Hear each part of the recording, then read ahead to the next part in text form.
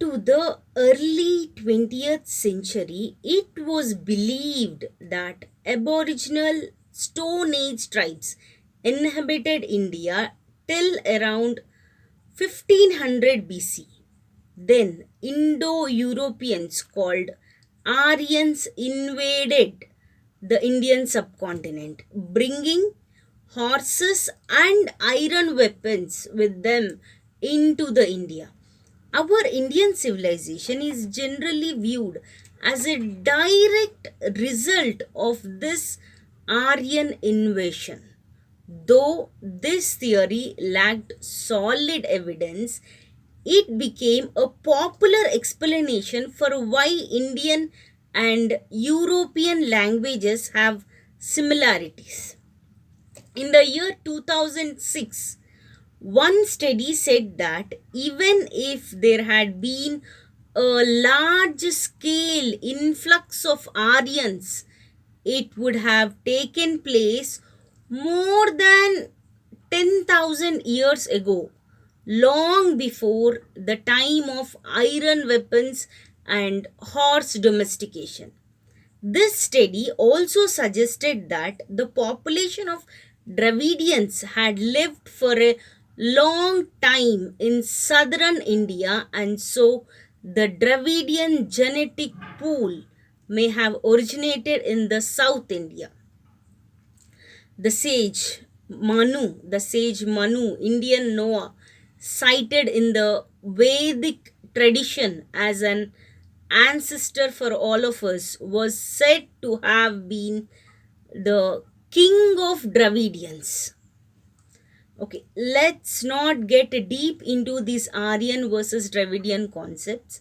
I just wanted to give some brief about Aryans to explain how the word Hindu, Hindi, Hindustan, and India came into existence.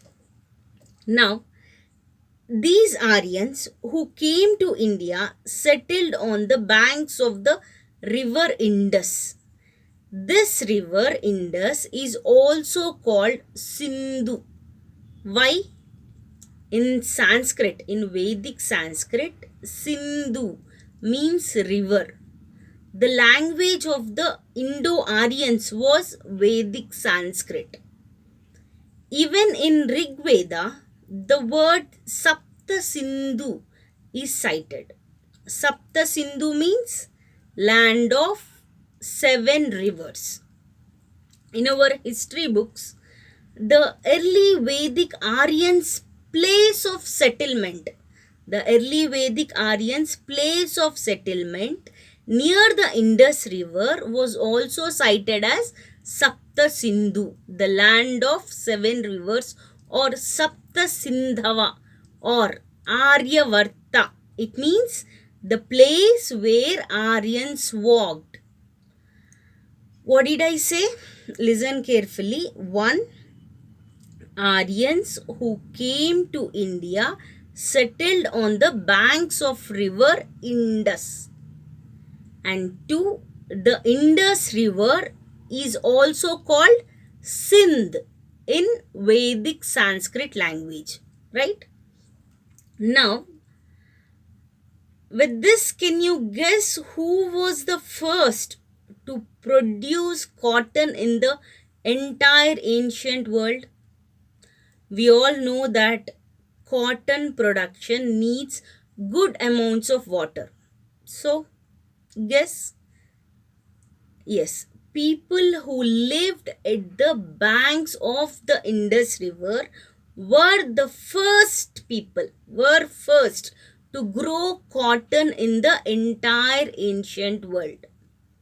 Now, listen carefully. In Greek, Sindh means cotton. And so Sindhen represents finest cotton producing place. I didn't practice pronunciation, so just with my natural flow, bear with the mistakes.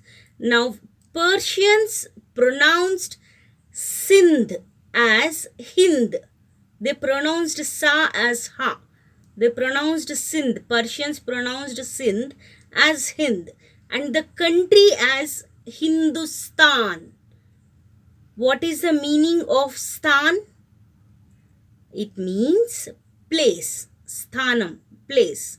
So Sindhen, the finest cotton producing place, became the origin of the country's name, Sindhustan, which Persians pronounced as Hindustan.